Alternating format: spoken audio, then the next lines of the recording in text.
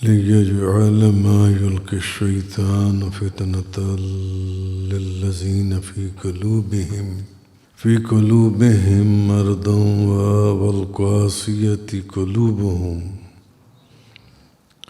وَإِنَّ الظَّالِمِينَ لَفِي شِقَاقٍ بَعِيدٍ، تاکہ اللہ شیطان کے ڈالے ہوئے شبہات کو ان لوگوں کے لیے آزمائش بنا دے جن کے دلوں میں بیماری ہے اور جن کے دل سخت ہو چکے ہیں۔ بے شک وَإِنَّ الظَّالِمِينَ لَفِي شِقَاقٍ بَعِيدٍ، بے شک ظالم لوگ بہت دور کی مخالفت میں ہیں۔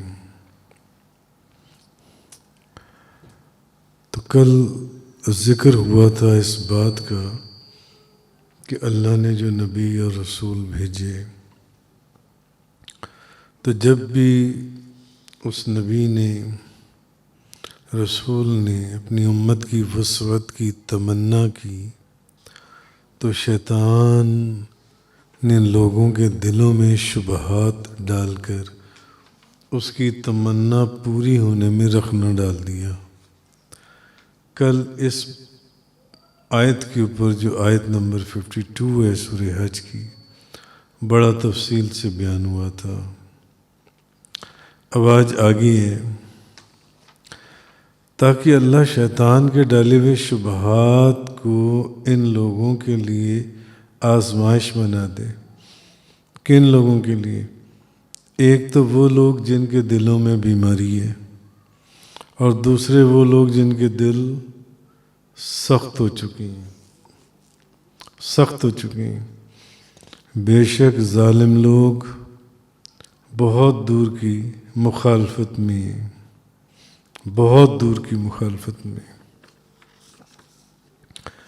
اب یہ اگلی آیت میں یہ فرمایا گیا جو ان سے، تو آیت نمبر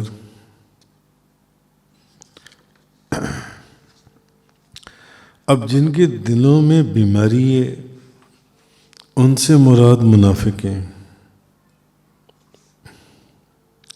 اور جن کے دلوں میں شکوک و شبہات کی بیماری ہے،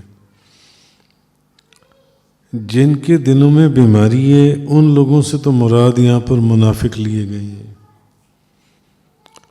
اور جن کے دل سخت ہو چکے ہیں ان سے مراد کافر ہیں۔ اب شیطان نے یہ شبہات ڈالے تھے کہ قرآن مجید میں فرمایا، جیسے کہ میں نے کل عرض کیا تھا کہ دوزخ میں شجرہ زقوم جو ہے اس کا کیا توقع ہے؟ مسلمانوں کے دلوں میں یہ شبہات ڈالے تھے کہ دوزخ میں تو آگ ہی آگ ہے، تو وہاں ایک درخت کا کیا کام ہے؟ درخت تو لکڑی کا ہوتا ہے۔ دوسرا یہ ہے کہ اللہ تو سب سے بڑا ہے، اللہ نے قرآن کے اندر مچھر کی مثال کیوں دی ہے؟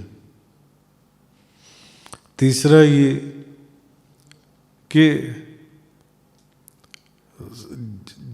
جن کی بھی عبادت کی گئی اللہ اور کو چھوڑ کر جس کی عبادت کی گئی سب کو جہنم میں ڈالا جائے گا، تو شیطان نے کہا کہ پھر اس کا مطلب ہے کہ عزیر علیہ السلام اور عیسیٰ علیہ السلام کی بھی تو لوگوں نے عبادت کی ہے نا، ان کو بھی تو خدا بنایا ہے، تو پھر اس کا مطلب ہے حضرت عیسیٰ علیہ السلام بھی الیاذ باللہ جہنم میں جائیں گے۔ تو اس طرح کی باتیں شیطان جو ان سے یہ مسلمانوں کے دلوں میں شکوک و شبہات ڈالتا تھا جن سے، تو اسی طرح اس درخت کے متعلق جن سے پھر اللہ نے قرآن میں مچھر کی مثال دی، تو اب شکوک و شبہات یہ ڈالے اللہ اتنا بڑا ہے، دیکھو یہ مسلمانوں کا خدا ایک مچھر کی مثال دے رہا ہے، اور اس کے اوپر بھی بڑی تفصیل سے پہلے بیان گزر چکا ہے۔ تو منافق جو تھے وہ ان شبہات کی بنیاد پر اسلام کے خلاف وہ تو مہم چلائیں گے، کیونکہ منافقوں کا کام ہی یہ ہے کہ وہ چھپ کر انڈر گراؤنڈ رہتے ہوئے لوگوں کو آپس میں ملاتے ہیں، اور منافق نبی پاک صلی اللہ علیہ وسلم کے خلاف بھی یہ مہم چلاتے تھے کہ حضور جس دین کو لے کر آئے یا حضور کے مشن کو کسی طرح ناکام بنایا جائے، کسی طرح ناکام بنایا جائے۔ تو منافق تو یہ کام کریں گے، کیونکہ منافقوں کا کام ہی یہی ہے۔ جو اہل ایمان ہے وہ تو ان کاموں سے بہت دور ہیں۔ جو صحابہ کرام ہیں وہ تو ان منافقوں کی بات کو سننا پسند نہیں کرتے، ان کے قریب جانا تو دور، ان کے سائے سے بھی دور رہتے ہیں۔ اچھا، اب منافقوں کا تو یہ کام ہے کہ وہ یہ مہم چلائیں گے، اور کافر جو ہیں وہ ان شبہات کی وجہ سے جن شبہات کو منافق پھیلا رہے ہیں کہ دیکھو پھر عبادت تو عیسیٰ علیہ السلام کی بھی کی گئی، تو اس کا مطلب ہے کہ وہ بھی جہنم میں جائیں گے۔ شجرہ زقوم جو ہے اس کا جہنم میں کیوں ذکر کیا گیا ہے؟ ایک مچھر کی مثال خدا نے قرآن میں کیوں دی ہے جو ان سی ہے؟ تو منافق تو یہ کام کریں گے، اور کافر جو ہیں وہ منافقوں کی اس چلائی ہوئی مہم کے اوپر جب کان دھریں گے تو یہ وہ لوگ ہیں جن کا ذکر کہ جن کے دل اللہ نے فرمایا سخت ہو گئے، سخت ہو گئے۔ اور انہی دونوں کی برائی بیان ہوئی ہے قرآن میں بھی اور حدیث میں بھی، منافق کی بھی اور کافر کی بھی، کیونکہ منافق وہ کام کرتا ہے جو کافر نہیں کرتا، اور کافر وہ کام کرتا ہے جو کہ منافق پہلے سے کر چکا ہوتا ہے یا اس کے اندر پہلے سے ہی موجود ہوتا ہے۔ تو اس لیے یہ چیز اس آیہ کریمہ کے اندر اللہ تبارک و تعالیٰ نے ارشاد فرمائی، آیت نمبر 53 کے اندر۔ آگے اگلی آیت میں فرمایا وَلِيَعْلَمَ الَّذِينَ أُوتُوا الْعِلْمَ أَنَّهُ الْحَقُّ مِنْ رَبِّكَ فَيُؤْمِنُوا بِهِ فَتُخْبِتَ لَهُ قُلُوبُهُمْ وَإِنَّ اللَّهَ لَحَادِ الَّذِينَ آمَنُوا إِلَى صِرَاطٍ مُسْتَقِيمٍ۔ اور جو اہل علم ہیں ان کو یہ جان لینا چاہیے کہ یہ قرآن آپ کے رب کی طرف سے حق ہے۔ جو اہل علم ہیں ان کو یہ معلوم ہونا چاہیے، ان کو یہ معلوم ہو جانا چاہیے کہ یہ جو قرآن ہے یہ اللہ کی طرف سے، آپ کے رب کی طرف سے حق ہے، بس وہ اس پر ایمان لائیں۔ ان کا کام ہے کہ وہ اس کے اوپر بس ایمان نہیں آئیں اور ان کے دل اس کی طرف جھک جائیں۔ اور بے شک اللہ ایمان والوں کو، جو لوگ ایمان لے آتے ہیں، منافقوں کی باتوں میں کان نہیں دھرتے، کیونکہ منافق وہ گندی اور غلیظ قوم ہے جس کی قرآن اور حدیث کے اندر جگہ جگہ برائی بیان کی گئی ہے، جگہ جگہ برائی بیان کی گئی ہے۔ تو لیکن جو ایمان والے ہیں وہ لوگ ہیں کہ جن کو اللہ تعالیٰ ضرور صراط مستقیم کی راہ دکھاتا ہے۔ یہ قرآن کا وعدہ ہے۔ جو ان لوگوں کی باتوں کے اوپر اپنے کان دھرتے ہی نہیں ہیں ان کے متعلق، اور جو ان کی منافقوں کی باتوں میں آ جائیں تو پھر وہ اسی گروہ میں ہی ہیں، وہ بھی قیامت والے دن پھر اسی میں اٹھیں گے جو ان سے۔ تو اللہ نے کیا فرمایا وَإِنَّ اللَّهَ لَحَادِ الَّذِينَ آمَنُوا إِلَى صِرَاطٍ مُسْتَقِيمٍ، اور بے شک اللہ ایمان والوں کو ضرور صراط مستقیم کی طرف راہ دکھانے والا ہے۔ منافقوں کے متعلق نہیں فرمایا اللہ تعالیٰ نے، کافروں کے متعلق نہیں فرمایا اللہ تعالیٰ نے، ایمان والوں کو جو اپنے قدموں کے اوپر سختی سے ڈٹ جائیں۔